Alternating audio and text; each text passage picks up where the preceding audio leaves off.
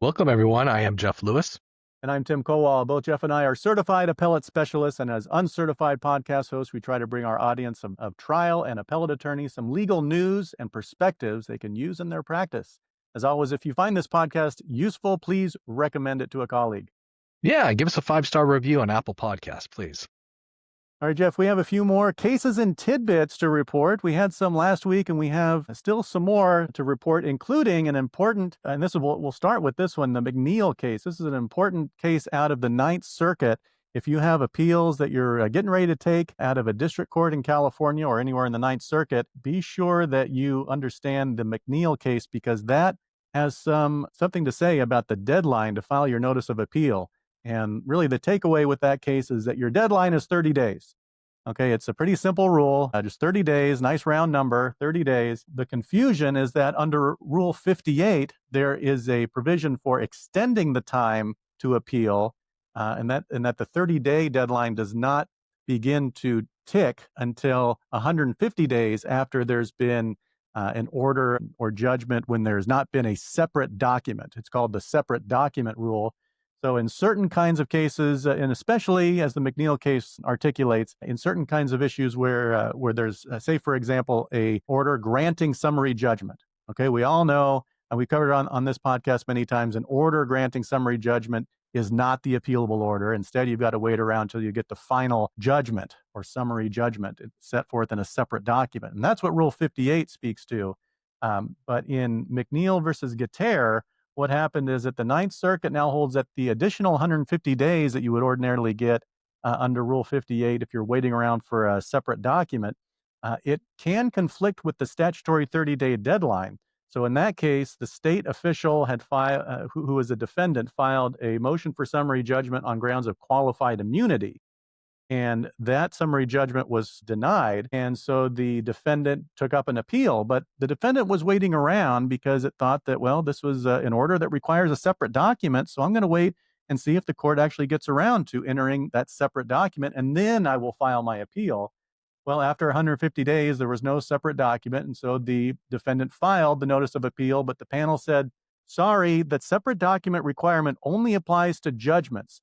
And the reason that McNeil articulates is that we already know where we need this separate document. Under 28 U.S.C. 2107, that's what governs appealability, and that's the congressional statute that sets forth the 30-day deadline, and it applies. It says that the appeal deadline is, quote, 30 days after the entry of a judgment, order, or decree, end quote.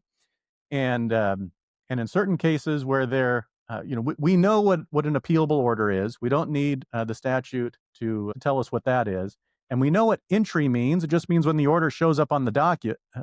So we don't need another rule of court or federal rule of civil procedure to tell us what entry means. What we can use Rule 58 to tell us is, what does it mean? What does entry mean when there is an order entered or some other ruling that normally is not a judgment? Because that's where we get some ambiguity. So again, in the example of an order granting summary judgment, that's not the judgment. Do we treat it as a judgment? Well, Rule 58 would tell us that you don't treat it as a judgment immediately, but after the Rule 58 period, if there's been no separate document, then on day 150, we will treat the order granting summary judgment as the judgment, and then you have 30 days. But we don't need that rule to tell us that a collateral order that is appealable under the collateral order doctrine is appealable and has been entered. So the Rule 58 150-day additional deadline is just a raw exercise of amending, in effect, Section 2107 and its 30-day rule. That's basically the upshot of McNeil. And now, Jeff, I see you furrowing your brow, so you've got a comment. No, I just thought I'd stump you with an unexpected, unscripted question. Is there an analog in California courts of appeal if you lose a demur and you're waiting to appeal the judgment, not the order sustaining the demur, and nothing comes out for a while, I don't know, 6 months?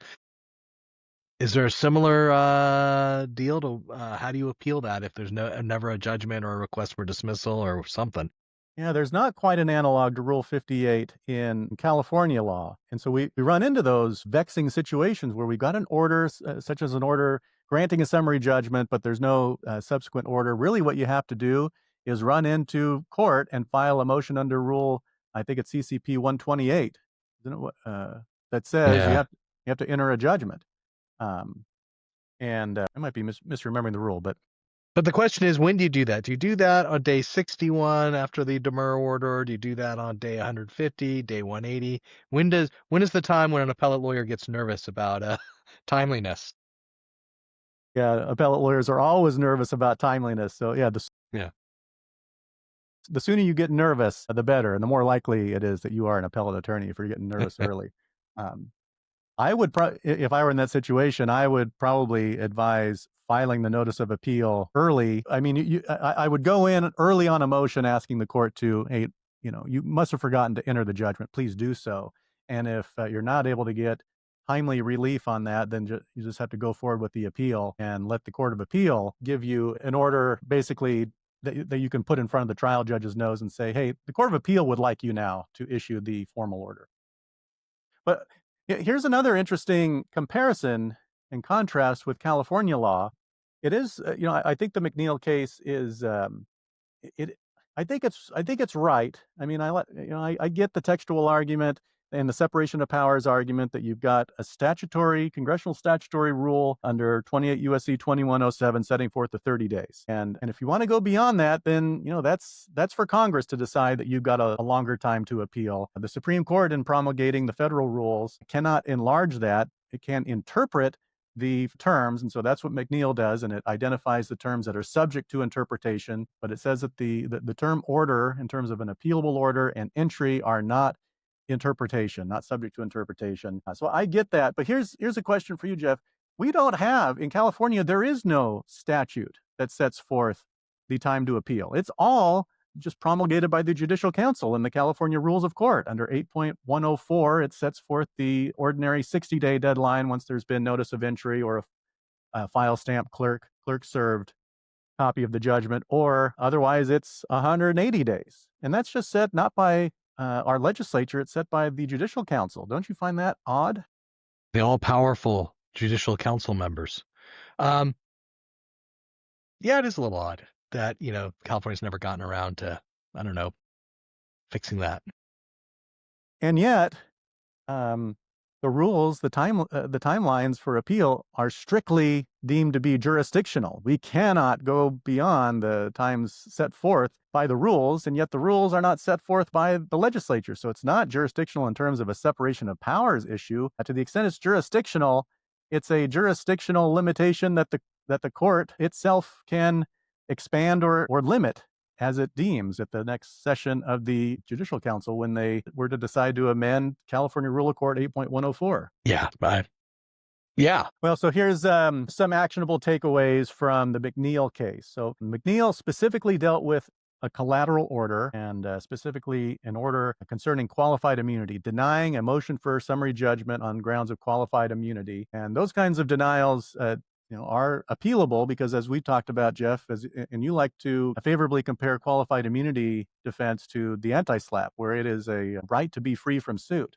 So that's why it's immediately appealable as a collateral order. So specifically, if you have a case involving qualified immunity and your summary judgment motion on that defense has been denied, then you've got a 30-day clock, and don't start looking at Rule 58 and getting lured away by the swan song of Rule 58 that you might have an additional 150 days. File your appeal within the 30 days.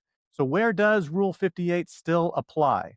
So it applies to final judgments, as we've talked about. If there's been a final ruling in the case, such as an order granting summary judgment, but the court hasn't gotten around to issuing the actual judgment in a separate statement, then that's where Rule 58 applies. That's the classic situation and purpose for Rule 58. And then it probably still also applies where there's judgment-like case-ending dispositions, like, as we said, motion granting summary, order granting summary judgment, or so far at the moment, still orders granting anti-SLAPP motions.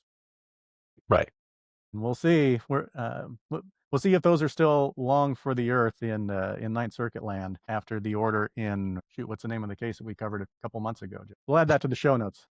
And then here's where Rule 58 does not apply. Doesn't apply in collateral orders, and it probably also doesn't apply in cases of other immediately appealable orders. So think preliminary injunctions. Those are immediately appealable. They're not judgments, so that probably doesn't apply, doesn't fall under Rule 58, and it's not really judgment-like, so it doesn't fall under Rule 58, but it is an interlocutory order that is appealable, so the normal 30-day deadline is going to apply there. And if you do need more time to file your appeal, look at Federal Rule of Appellate Procedure 4A5, and you can move the district court to give you an extension of time to file your appeal by up to 30 days. Members of the Judicial Council have not enacted a similar rule authorizing an extension of the jurisdictional appellate deadline in California courts. And they certainly could, you would think, although it would kind of undermine the line that the rules are strictly jurisdictional. Indeed. Okay, I did have a situation years ago, Jeff, where we filed a motion to extend our time to file an appeal. It was an appeal of an anti-SLAPP order, and the district court denied it. So part of our appeal was challenging the order denying our Rule 4A5 motion to extend the time to appeal, arguing that the court really didn't exercise any discretion, just kind of wanted to stick it to us. And on appeal, the panel said, well, doesn't Rule 58 apply? And so you were well under the time given the extension under Rule 58. So again, because an anti-SLAPP order, an order granting an anti-SLAPP motion is judgment-like, therefore it applied under Rule 58. Okay. Okay, I wanted to discuss with you about ChatGPT, Jeff. But before we get there, here's just a couple of quick hits, some of the head notes that I stumbled across. This is on an anti-SLAPP motion, and the case is Mora versus Menjivar. This is out of the California Court of Appeal. It's a published decision. It's back in June 2025. So this new published case says that even though the moving party filed a timely notice of the anti-SLAPP motion, the notice wasn't accompanied concurrently with the memorandum. It was filed later, kind of like the process on a motion for new trial, I guess, when you file the notice of intent and then 10 days later you can file the actual memorandum and supporting papers. That doesn't cut it in the anti-SLAPP context. You've got to file it within that 60-day presumptive time, and just filing the notice followed days later by the memorandum and other supporting documents doesn't cut it. So that motion was denied.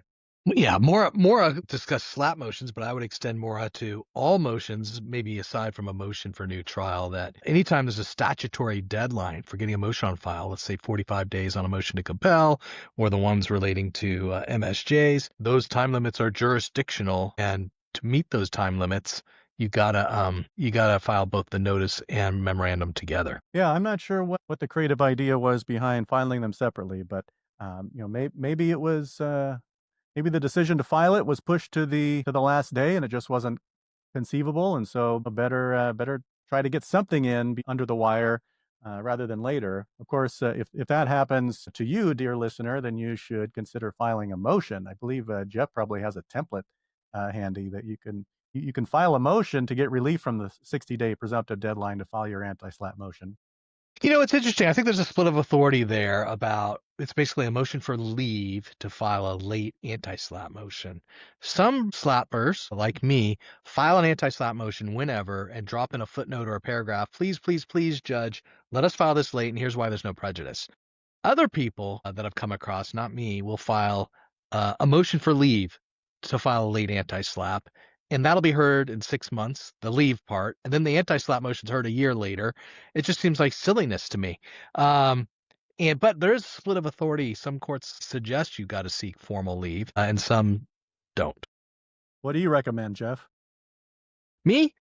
A lot of times I see late anti-SLAPP motions not allowed to be filed because of prejudice, that the purpose of the anti-SLAPP motion is to nip it in the bud, and having a hearing a year later after the leave and after the motion itself, that doesn't really effectuate the purpose and policy behind the anti-SLAPP. So I recommend you file the late motion. Well, first of all, I recommend filing a timely motion, but if you get in late, add a footnote or a paragraph, or if you are super cautious and you've got a budget, you could do an ex parte application for an order allowing leave to file a late motion. That's one way to solve it. Do you recommend the approach of including the request directly in your belated anti-SLAPP motion? Yeah, I do. Okay. Not in a concurrent, you wouldn't file two concurrent motions, one the anti-SLAPP motion and then also the motion for leave to file an anti-SLAPP motion belatedly? No, I've never done it. I've never seen it. I've never seen it done successfully that way. Doesn't mean anybody hasn't. I'm sure Fran or somebody else will email us an example of somebody doing it. But I know the courts of appeal in published decisions have gone both ways in terms of whether or not leave by way of notice motion is required, as opposed to simply a footnote or a paragraph or a begging at the hearing is enough for the judge to exercise their discretion. Okay, the next case, Jeff, is really just the hygiene of linguistic distinction. If you're still using the term res judicata, get with the program. It's now called claim preclusion. So this is from the Court of Appeals published decision in A.B. versus County of San Diego. It's in there in a footnote. It says, although the parties and the trial court use the term res judicata, the correct modern term is claim preclusion. So there you have it, and hat tip to Yisrael Gelb for pointing us to that case. I went to one of those law schools that didn't teach Latin, those fancy words. So I think I learned claim preclusion originally. Yeah, well, I learned them side by side, and so I still say it side by side in case there are still some Latin holdovers who haven't adopted claim preclusion. So I'll usually say claim preclusion / res judicata. Okay. Res judicata just sounds more intellectual, doesn't it? It's like getting free rep. I have marching orders at my firm to my staff that if a phrase in a document looks like it would be said by a dude wearing a white wig in an old courtroom, comes now, presents defendants and by and through attorneys, makes this heretofore motion, get rid of it. And I would say res judicata falls in that category. Yeah, yeah, write the way you talk. That's what I say. Okay, then one last quick hit before we talk a little bit of AI. If you're looking to sanction opposing counsel in your federal court, most attorneys will look to Rule 11. But Rule 11 comes with that clumsy 21-day safe harbor. So instead, consider citing to 28 U.S.C. Section 1927 and say that the attorney has multiplied the proceedings in any case unreasonably and vexatiously. That's what happened in Rowland versus Watchtower Bible and Tract Society of New York, July 2025 Ninth Circuit decision. In that case, the defendant general counsel withdrew an erroneous declaration after getting the 21-day safe harbor notice under Rule 11, but still got hit with sanctions under 28 U.S.C. 1927, and that was affirmed on appeal. So what happened there is that the defendant's general counsel submitted the only affidavit supporting a personal jurisdiction Rule 12b-2 motion and made a bunch of statements about what the entity did in the 1970s and 80s. That was a relevant time period. The jurisdictional discovery dragged on for 17 months. And after plaintiffs served a Rule 11 motion, the defense withdrew the personal jurisdiction motion. But plaintiffs then moved for sanctions under Section 1927. And the district court found that the judicial counsel had showed at least reckless disregard for an accurate account, personally tagging him with about $158,000 in excess costs and fees. Wow. Yeah, so the fact witness label didn't shield the general counsel. So just because the attorney signing the document was not counsel of record, that's not going to be a good defense for purposes of defending against 1927 sanctions. And just withdrawing the offending motion after getting a Rule 11 safe harbor notice still didn't shield you. So that's pretty powerful hammer there. Yeah. Yeah. Hey, before we move on to ChatGPT, I want to throw an audible here and talk about one case. It shouldn't come as a surprise to lawyers these days that they shouldn't use ChatGPT to manufacture cases and make up cases or to wholly write briefs without checking citations to make sure they're real cases. There have been a number of well-publicized cases sanctioning lawyers, mostly coming from the federal court, sanctioning lawyers for submitting briefs with fake cases. The California Court of Appeal has finally issued a decision in a published decision. It was Nolan versus Land of the Free. And it says what everybody else has been thinking and is now actual California law, that when you sign a brief, you're affirming that you have read all the authorities, whether it's AI or Westlaw or a law clerk or a first-year associate, whoever you're using to help you get a brief together. You, the lawyer, when you're signing it, you've affirmed you've read these cases, and not only they're real, but they say what you say they say. Well, that's a good segue into what I wanted to talk to you about with ChatGPT 5, and particularly 5, because that's the big new iteration that just came out early last month in August 2025, and it is, as many of these iterations are, they just improve the product exponentially. And I don't want to get in specifics here, Jeff, but in the past I've told you that that what I enjoy about using ChatGPT is it's kind of like the equivalent of, me as working in our firm is 100% remote. So there's no, just walking down the hall and poking your head in someone's door and asking them a stupid question to see if it's actually a stupid question. I can use ChatGPT for that to, tell me if this is a stupid question.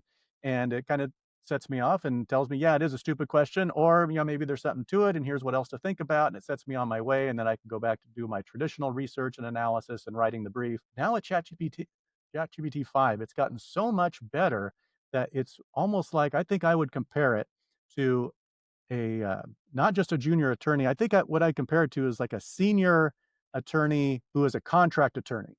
Okay, so an attorney who's very experienced, does very good legal research, but obviously is not an attorney, or not your attorney, and not going to be signing the brief. And so you still, I still personally have the ethical duty to do what you just said, Jeff, to make sure that I'm reading all the cases. And that's one of the questions I wanted to ask you is that what do you think that's a fair comparison, to compare AI research with a contract attorney, someone who you can't throw him under the bus. He is not signing your document, even though he may, even if your contract attorney has a California bar license, it's not really relevant for your purposes because he's an independent contractor and not signing your briefs. And so you still have the duty of candor to the court in submitting the briefs and arguments that are made, uh, that you're submitting. What do you think about that comparison, Jeff? I think it's a fair comparison with a disclaimer. I don't use ChatGPT for that purpose. I use a Westlaw's co-counsel product. But let me tell you this: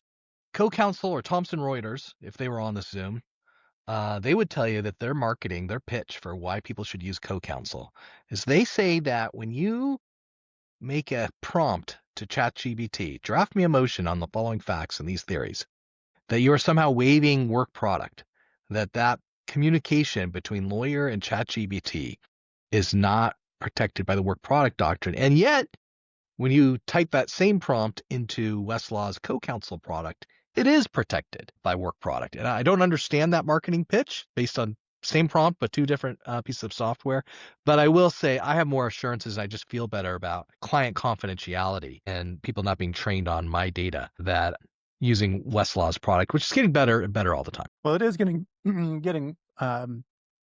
very impressive. And I'll tell you, just in broad strokes, what I have been using it for, or my method in using ChatGPT 5, is that I will give it like a research memo of some cases that I've looked at, or a circuit split, and I will ask it to review it, tell me what's strong, what's weak, and to fill in any holes. So if I'm doing a circuit split and I'm not sure if I've hit all the circuits or if I've characterized them correctly, it's amazing at being able to do a job like that. And if you think about doing something like, if you're doing a petition for review in the California Supreme Court, if you're going to do an en banc petition or a petition for certiorari in the U.S. Supreme Court, where suddenly you have to apprise yourself of the state of the law throughout the nation. And that's not relevant to the merits of your case. You never had to do any research on what is the status of the law in other jurisdictions that don't apply to you. But all of a sudden, if you're going to be seeking review in a Supreme Court, you have to know all that. And does your client really want to pay you to do that? You haven't originally done that work product, so you've got really nothing to parlay into that work product. It's all going to be completely novel work product that you're going to have to charge for, and that gets prohibitive. And if you've got ChatGPT 5 who can do that in a deep research product and do it very effectively and without hallucination, that is going to be very difficult to decline to use such valuable work product that can be produced so efficiently and effectively. Yeah, be And careful, Tim. Well, that's the next step is, yeah, what are what kind of safeguards can we put in place for that?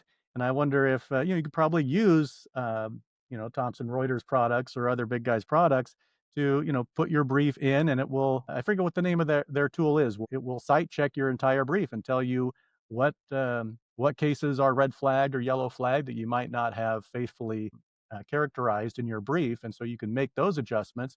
You should also personally check all your sites. And so I still do that using ClearBrief, because you just run your brief through the ClearBrief process and it will automatically take you to any case that you check on. So that's a very easy way to make sure you don't have any hallucinated cases. Because if you click on a case and ClearBrief doesn't find that case and show it up in the right hand pane, so you can actually read the case and the insight that you're allegedly citing to, then you know that you've got a problem. But it makes ClearBrief makes it easy to personally spot check all of the cases that maybe ChatGPT has produced for you. But if you can create a set of safeguards, I think this really is one of those, what do they call them? Market disruptors. Yes, let me say this. There are different tools you can use. One of the most interesting tools I've been playing with lately is the Google LM Notebook product, where you upload a bunch of sources and there's no hallucination because the AI only generates answers based on what you've loaded into that notebook. And so if you had a body of cases that maybe you didn't have time to fully read from different jurisdictions to identify splits or whatever, you could theoretically use the Google LM product to summarize those cases and describe the splits. But at the end of the day, somebody with a bar number and eyes and a brain has to read the briefs and the cases to make sure the cases say what you say it says. I mean, let me quote this case that just came out, certified for publication, that sanctioned a lawyer $10,000, reported him to state bar for citing fake cases. The Court of Appeals says, to state the obvious, it is a fundamental duty of attorneys to read the legal authorities they cite in appellate briefs or any other court filings to determine that the authorities stand for the proposition for which they are cited.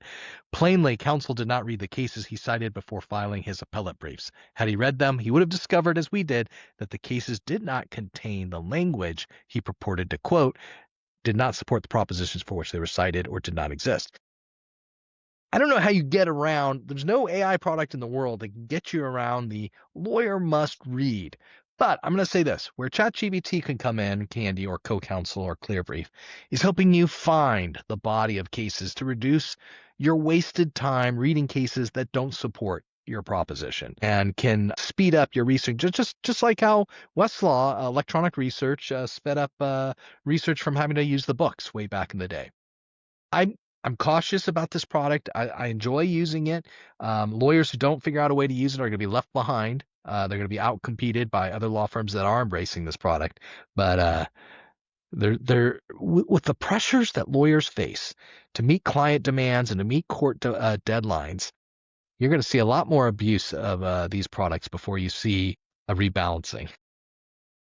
Yeah, well, and on the other side of it, there's going to be a lot of attorneys who put their head in the sand and say, no, we're not going to use this because that means less billable hours. That means less revenues. So there's going to be you got people on different sides of the spectrum. And I wonder if that'll fall on, the attorneys who are doing flat fee work are going to be more than happy to use products like ChatGPT 5 so that they can, they can do in 2 hours what they thought was going to take them 10 hours without having to, with minimal attorney interaction. And I think that I'd co-sign your advice, Jeff, about at the end of the day, I agree that at the end of the day, the attorney's got to personally read the cases and vouch for what they say. But also you're right that the power of AI to be able to find and synthesize those cases into potential work product. Maybe if we always think of it as potential work product until the attorney has actually put eyes on the work product and checked it all out.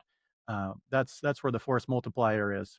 I view it as I worked on a journal in law school and spent a lot of time checking the citations for authors who submitted articles that were going to be published, and maybe a lawyer's role is going to be reduced to that in the future. AI does a lot of the heavy lifting, and you are a clerk checking the citations like we did in the old days. Yeah. Yeah, well, and if you also think of it as, again, like the senior attorney who is directing the junior attorneys to do the research, depending on how much time and how many junior attorneys you have doing this research, You might not have time to run down all of the potential strategies and lines of attack, but with ChatGPT 5, you can run down a lot more potential strategies in a very short amount of time to help you find the most fruitful, high leverage line of attack. Yeah. And let me say this, one thing use of ChatGPT I do subscribe to that I think is fantastic. If you are quickly drafting a document and you're citing an obscure source, a medical journal, a magazine article, ChatGPT is fantastic for giving you the quick citation format for either Yellow Book or Blue Book. So if you need to make sure you are citing a source in the proper format, a source you verified exists and you know what it says, it's a great tool for that. Yeah, I saw someone writing that ChatGPT still struggled with legal citations. If you wanted to just write your legal brief without having to give a thought to the proper citation format and then just let ChatGPT help you with it, that it stumbles quite a bit. But that was several months ago that I read that, and maybe with later iterations it's gotten better. Yeah, I haven't run into any problems with it used for that limited purpose. Yeah. Okay. Well, I think that's all we have, Jeff.